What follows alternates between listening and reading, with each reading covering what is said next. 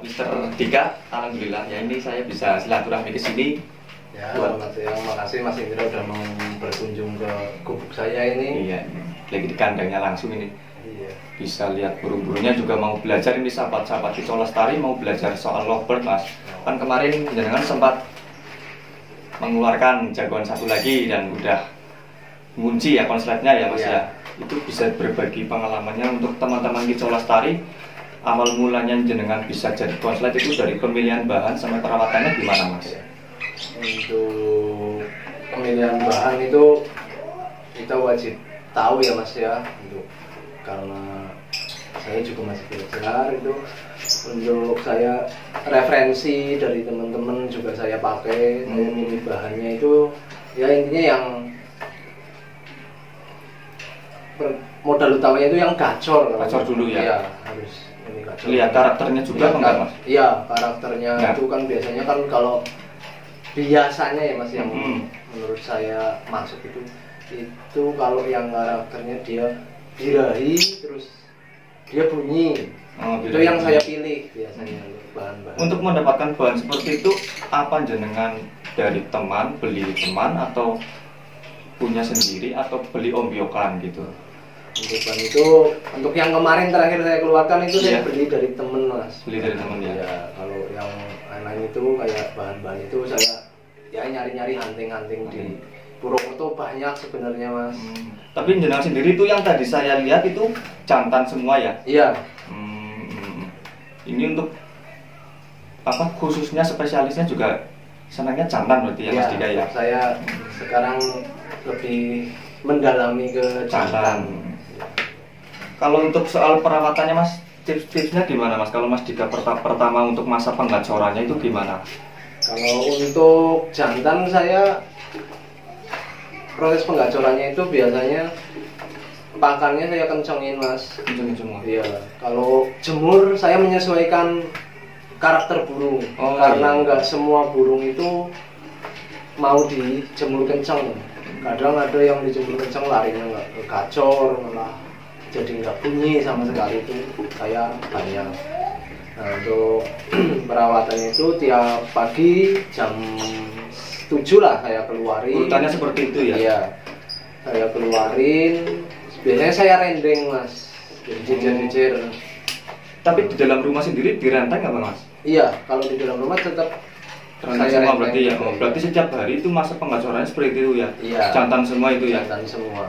Dan nanti kalau udah ada yang kelihatan menonjol, itu biasanya saya pisahkan Mas sendiri. Tidak saya rendeng lagi. Biar dia sampai benar-benar gacor keluar dobelan istilahnya sekarang ya. Kan udah bilangnya, kalau saya sih bilangnya gacor. Itu sampai gacor benar-benar full gacor. Iya, full gacor, terus dobelnya rapat baru pisah. Iya. Terus dari situ gimana lagi Mas? Nah, itu setelah udah gacor terus keluar dobelannya sering gitu. Iya. Itu biasanya saya carikan pasangan Mas. Berarti rata-rata seperti itu tahapannya terus menuju ke konsep itu seperti itu ya Mas ya. Berarti untuk tahapnya masa penggacoran itu pertama kita keluarin renteng burung maksudnya koloni jantan semua gitu ya, jejer-jejer ya Mas kalau ya? Saya jantan semua, nggak ada betina, nggak ada. Kalau biasanya paut sama betina saya pisahkan di rumah lain. Oh, di kandang lain ya? Iya. Maaf, tadi kan saya dengar Mas Dika katanya ada burung yang udah menonjol itu dipisah. Nah, kelihatan menonjolnya itu saat lagi direnteng atau setelah dijemur itu dicoba satu-satu? Nah, itu biasanya kalau setelah dijemur, saya udah selesai jemur, kita angin-anginkan. Iya. Angin-anginkan dulu Mas, jangan langsung digantung. Iya. Terus angin-anginkan dulu, setelah udah 15 menitan lah, itu baru saya coba pisahkan satu-satu. Nanti kan kelihatan Mas. Yang gacor. Iya, yang gacornya dari dia birahi terus ke gacor. Iya. Ke bunyi birahi bunyi itu biasanya udah saya pisahkan sendirian. Ada juga yang rilik bunyi juga ada ya. Berarti itu belum masuk termasuk ya? Belum. Jadi kalau yang rilik bunyi itu masih saya rendeng dulu Mas. Masih proses itu ya. Maksudnya lama berarti ya Mas ya? Iya. Kalau untuk masa pemandian Mas, penting nggak kalau untuk Mas Dika sendiri? Nah, kalau untuk saya jantan itu mandinya semaunya dia biasanya Mas. Jadi nggak pernah saya mandiin. Dan apalagi mandi malam saya nggak pernah main mandi malam berarti ya. Berarti terserah si jantannya sendiri burunya itu ya. Sendiri. Karena mungkin kan udah pakan kenceng kan pengen membentuk bira itu kenceng itu ya. Biranya suruh naik terus ya Mas ya. Setelah dikasih jodoh Mas, apakah langsung dikasih glodok atau gimana Mas Dika? Ya, kalau saya biasanya nggak kasih glodok dulu Mas. Selama dia masa penjodohan. Iya, selama berapa hari gitu? Ya, itu sekitar 1 mingguan kita lihat dia dulu. Ya, jangan dikasih glodok. Itu supaya apa Mas? Ya biasanya sih kalau ada betina yang kalau dikasih glodok itu jadinya galak kan ada Mas. Oh, maksudnya kita perhatikan dulu ya. Iya, kita perhatikan. Benar-benar akur apa enggak gitu ya, memastikan ya. Ya, karena kalau cuma terus benar-benar akur mau kawin itu pasti baru saya kasih glodok ya. Saya kan lihat Mas Dika kan ini kan benar-benar dari nol ini ya, banyak bahan-bahan yang belum bunyi juga ada, yang masih fighter, yang masih tanda di kandangan juga ada. Itu masa-masa apanya Mas, sulitnya itu seperti apa Mas sebenarnya Mas? Kan karena banyak teman-teman di rumah ini pusing nih burung jual aja ini, padahal itu burung mau jadi. Kalau Mas Dika kan benar-benar ngerawat dari nol, jemur masih lama. Itu mengatasi masa-masa sulit seperti itu apa lanjut apa gimana Mas Dika? Kalau saya lanjut dan saya merawat burung itu nggak terlalu ekstrim. Oh ya, itu sih Mas. Jadi kalau yang masih bahan ya saya rawat senangnya aja. Jadi nggak usah terlalu sepanjang pikiran gitu. Nanti pasti yang namanya burung dirawat pasti bakal ada hasilnya Mas. Cuma tinggal sabarannya ya, sabar ya. Kalau kayak kan nggak semua burung kita rawat jadi mau digandangan kan nggak semuanya. Kadang-kadang kan juga itu faktor rezeki juga Mas. Iya. Mas, kalau masa-masa dijodohin itu kan tadi kan pakannya kencang, itu sudah penjodohan apa masih pakan kencang? Kalau udah penjodohan itu tetap saya masih kencang Mas. Ya, jadi ya, untuk ngunciin gacornya dulu Mas. Jadi pakan kencang itu kan buat nyetabilin gacornya dulu.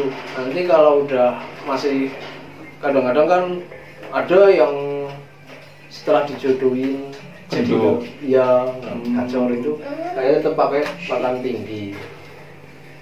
Berarti seperti itu ya Mas ya. Berarti tetap kencang ya. Iya. Untuk mungkin biar apa?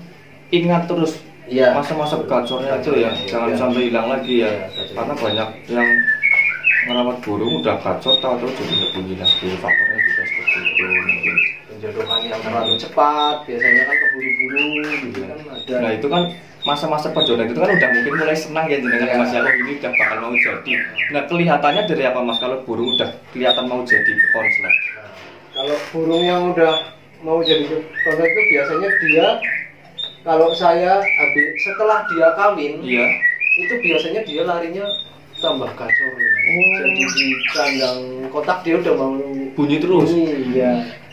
Nah itu Mas, kalau udah begitu juga tetap kita harus rajin dipisah lah setelah. Oh, walaupun udah di kandang kotak kita cabut pasang gitu ya Mas ya. Dari untulannya itu dicabut, kita pisahkan sendiri. Dia mungkin setelah dicabut efeknya seperti apa gitu ya? Apa merasa kehilangan atau seperti apa gitu ya? Tapi masa penjodohan masa dijodohin itu dikasih glodok itu lama Mas? Itu biasanya kalau saya itu ada yang 1 minggu udah gacor banget. Iya, udah 1 minggu dia kawin langsung gacor, tambah gacor. Mungkin yang dinamakan konslet itu Mas. Ada yang kadang-kadang setelah 2 minggu dia baru ngeluarin bunyinya. Ada yang setelah betinanya anggrem. Setelah betinanya mungkin karena betinanya kelihatan nggak ada ya, padahal anggrem terus ya gitu. Iya, itu setelah betinanya anggrem itu dia jadi gacor siang malam itu ya Mas berarti ya. Dan kalau udah itu kita wajib sebenarnya kalau yang kuncinya kan kita harus sering digandang ya Mas. Nah ini Mas yang paling penting nih. kan kita udah merawat burung lama, berbulan-bulan bahkan tahunan ya Mas ya.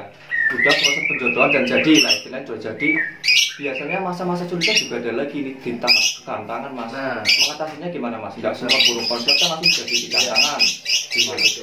kalau untuk eksekusi lapang lah ya Mas, Iya, di gantangannya itu kadang-kadang itu juga jadi PR juga Mas.